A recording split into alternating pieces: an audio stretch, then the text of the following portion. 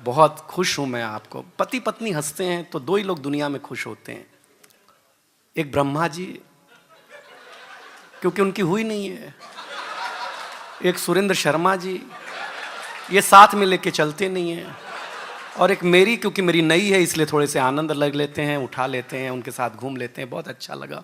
आप देखिए पति पत्नी की बात करनी ही नहीं चाहिए। हम पुरुष लोग पैदाइशी स्वच्छता में भरोसा करते हैं। अच्छा,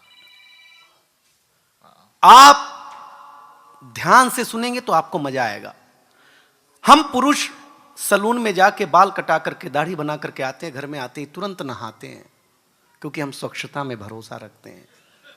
आपने किसी महिला को ब्यूटी पार्लर से आने के बाद, बहुत अच्छे, वाह वाह वाह वाह, क्या बात है। अगर मुंह धोते हुए भी देखा हो तो आप हमें बता सकते हैं। हम पुरुष लोग हैं, स्वच्छता में भरोसा रखते हैं। और एक जानकारी देता हूं, यह जानकारी मैं ही दे सकता हूं। हाँ। जानकारी यह है कि पत्नियां कितना भी काजू बादाम खाएं, पिस्ता आदमी ही है। सर आ गए, सर का स्वागत। आरसी सर आ चुके हैं और एक बार जोरदार तालियां बजनी चाहिए।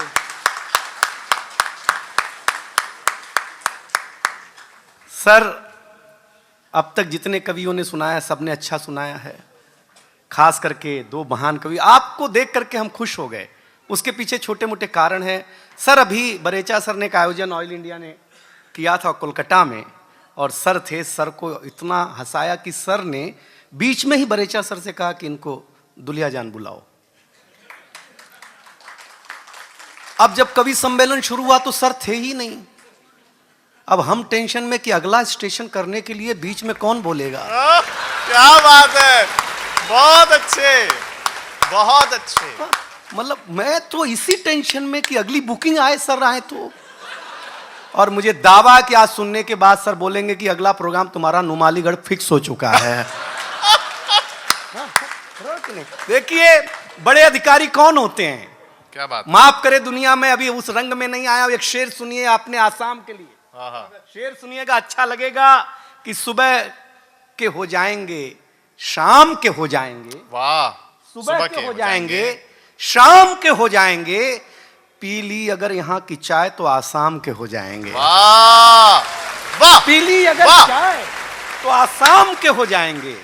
लेकिन साहब कविता का रंग है, अपने अपने तरीके से। देखिए बहुत अच्छा सुनाया। एक बार सर मैं सही बताता हूं, आपको तो हिंदी समझती है,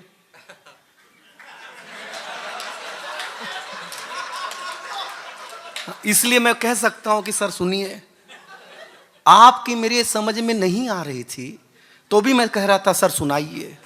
क्या बात है। ये देखिए एक बार सर मैं सर बताऊं, बंबई में एक कवि सम्मेलन में एक बंगाल का कवि आ गया, आयोजक का दोस्त था, तो उसने बोला दिनेश भाई ये बंगाली में सुनाएंगे, आप ट्रांसलेट कर दोगे? मैंने कहा कर देंगे। बोले आपको बंगाली आती है? मैंने कहा नहीं। बोले कैसे करोगे? मैंने कहा सुनने वाले को पूछो आती है, जब इनको नहीं आती तो अपने को ट्रांसलेट करने में क्या तकलीफ है भाई साहब। क्या बात है। हाँ, हमने ट्रांसलेट किया, सही बताते। लेकिन आप लोग सचमुच बहुत अच्छे लोग हैं।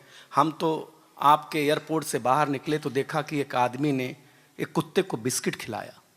कुत्ता बिस्किट खाते कभी ऐसे पलटी मारे, कभी ऐसे, कभी ऐसे, कभी ऐसे। तो मैंने पूछा क्या खिलाया? तो आपके यहाँ के आदमी ने कहा भाई साहब ये पतंजलि का था।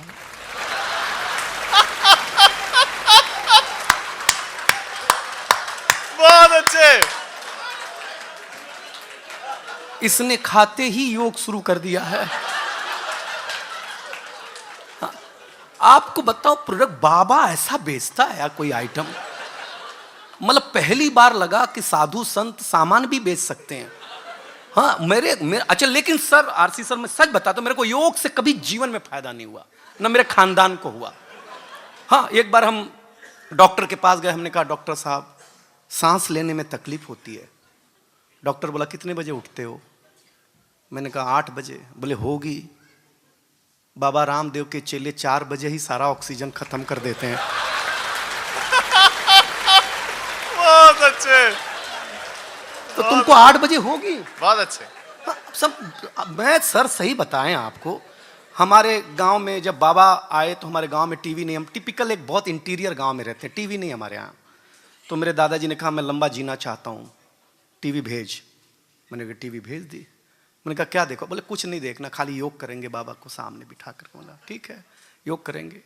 हमने केबल कनेक्ट करा दिया, बाबा टीवी पे आ गए सुबह सुबह। दादाजी खाट पे बैठे हुए, बाबा ने मेरे दादाजी से कहा कि एक नाक पे हाथ रखो, दूसरे से सांस खींचो। मेरे दादाजी ने खींची, बोली और खींचो। मेरे दादाजी ने और खींची, और खींचो। इसके बाद लाइट चली गई। बहुत अच्छे। अब सामने रामदेव जी नहीं, आगे क्या करना है? मेरे दादाजी ऊपर निकल लिए योगा के चक्कर में। भाई साहब मैं सच बताता हूँ आप लोगों को, मेरे को कभी कभी क्या बात है, फायदा हुआ ही नहीं। सच बता, कभी फायदा नहीं हुआ। दादा को मरवा दिया। ये तो छोड़िए, ये छोड़िए। मेरी शादी हुई तो मैं अपने सुरेंद्र चाचा जी के पास गया। मैंने कहा चाचा जी प्रणाम। बोले प्रणाम। बता। मैंने कहा शादी हो गई है। तो बोले मैं क्या करूं? मैंने कहा करूंगा तो मैं ही, लेकिन हो गई है बताने आया हूं। तो बोले खुश रहे।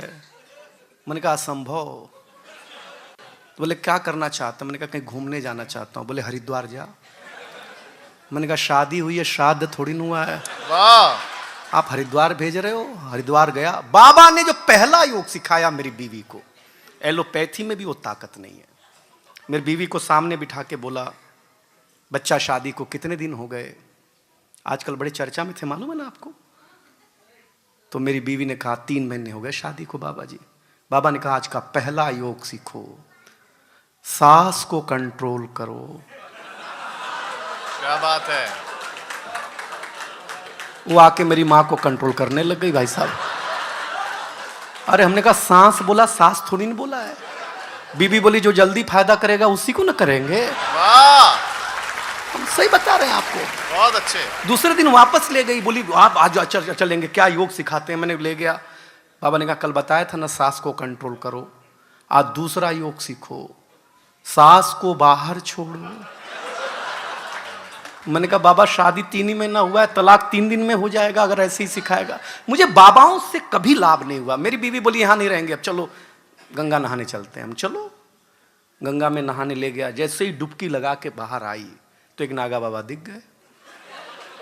अब मेरी बीवी पीछे पड़ गई नागा बाबा के। बाबा आशीर्वाद दे दो मेरा पति बहुत अच्छा कवि हो जाए। बाबा आशीर्वाद दे दो ऑयल इंडिया में खूब सुना जाए। बाबा आशीर्वाद दे दो इसको खूब पुरस्कार मिले, पैसे मिले। वो नागा बाबा 10 मिनट सुना, उसके बाद भड़क गया। उसने बोला मैं नागा बाबा हूं ही नहीं, मैं नहाने गया था, किसी ने कपड़े चुरा लिए हैं बस। बहुत अच्छे।